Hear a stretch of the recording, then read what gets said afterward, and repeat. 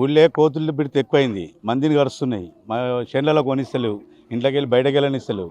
దానికని రోజు గస్తీ కాసుకుంటా ఇది వంకాసుకున్నాం. ఇది ఇట్లా నీళ్ళు పోసి ఊపి కొడితే బాంబులు లెక్క ఎగురుతాయంట. పటాకులకు రోజు పైసలు ఖర్చు పెట్టే బదులు ఇక దీన్ని తెచ్చుకొని దీంతో కొడితే వెళ్ళిపోతున్నాయి. దానికని ఇది వంకాసుకొని కావాలి కాస్తున్నాం రోజు. ఎన్ని రోజులైంది మీరు కావాలి కాబట్టి?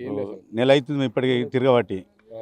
రోజు పొద్దున 10 నుంచి 8 నుంచి 12 కొట్టిన దాకా అట్లా తిరుగుతున్నాం. ఏదైనా మీటింగ్ ఉన్నాడు ఆపుతున్నాం, మీటింగ్లు అన్నాడు తిరుగుతున్నాం.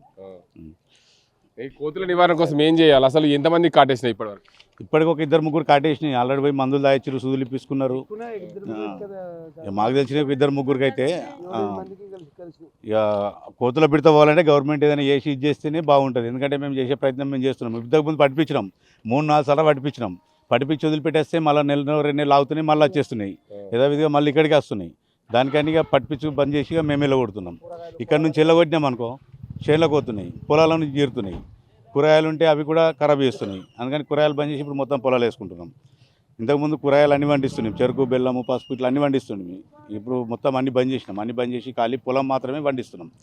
దానికని గవర్నమెంట్ ఏదైనా చర్య తీసుకొని ఈ కోతుల నుంచి మనల్ని కాపాడితే బాగుంటుందని అనుకుంటున్నాం. కోతులు బాగా ఇబ్బంది చేస్తున్నాయి. మనుషుల మీదకి కొద్దిగా మనుషులు ఇట్లా నడే వచ్చి మీద పడుతున్నాయి.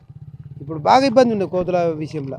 కాబట్టి దాని గురించి మేము గ్రామ పెద్ద మనుషులము కొద్దిగా మేము సహాయపడుతున్నాం. ఎల్లగొట్టుడు చేసుడు, మరి ఎల్లగొట్టినా కానీ మళ్ళీ వాపసు వచ్చేస్తున్నాయి. దాని గురించి కొద్దిగా బాగా ఇబ్బంది ఉన్నాయి కోతుల గురించి, అంతే.